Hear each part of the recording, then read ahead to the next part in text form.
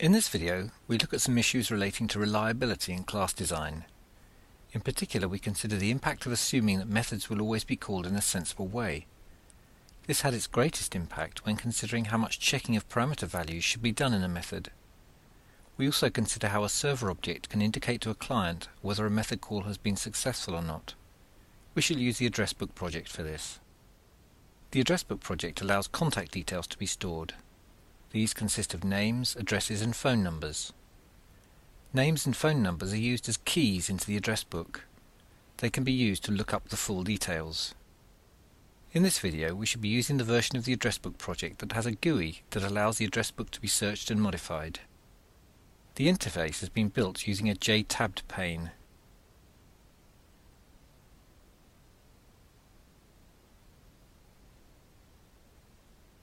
The four panes allow the address book to be listed, to be searched, to have new entries added, and to have entries removed.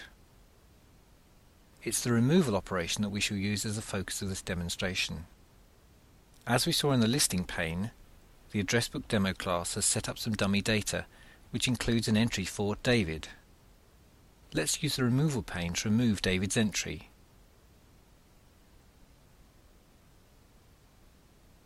We see the message David removed. Now let's try removing an entry that does not exist, Jane. We see that the program has crashed, as indicated by the red error area in the terminal window. Scrolling to the top, we see that the cause is a java.lang.null_pointer exception. It's in the removeDetails method at line 121 of addressbook.java. Let's take a look at that line and see if we can see what the problem is. A null pointer exception always means that we've tried to call a method on a variable that's null, i.e. the variable is not referring to an object. The culprit is from the line before, where we looked up the details based on a non-existent key. In the line where the error occurred, the method assumes that details will be storing a reference to the matching contact detail object, but it isn't. If we are to prevent this error, then we must check to make sure that contact details were retrieved before trying to use them. The fix is easy, and we shall make it. That should prevent the problem. Let's try again with the same two names.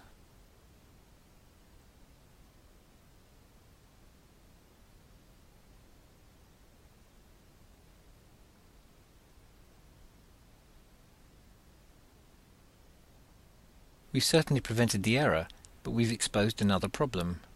The program says that Jane has been removed, but we know that there was no Jane in the address book. Let's look at the code for removal. The client of the address book object is the action listener attached to the text field. This calls the removeDetails method and just assumes it was successful. It then goes on to give a misleading confirmation message. If we are to improve this, we either have to have the client object check first that the key is valid, or have the address book return a true-false indication of success or failure. For the purposes of this chapter, we shall use the latter approach. We have to replace the void return type with Boolean, and then add an else part to the if statement to return false. Before we modify the code in the client object that calls removeDetails, let's illustrate an important point about the change we've made here. Once again, we shall remove the non-existent Jane from the address book. The key point to notice is that the addition of the success-failure indication in the server object address book has not forced us to make a corresponding change in the client object. We can still blithely ignore the fact that a removal might fail. Of course, what we should really write is the following.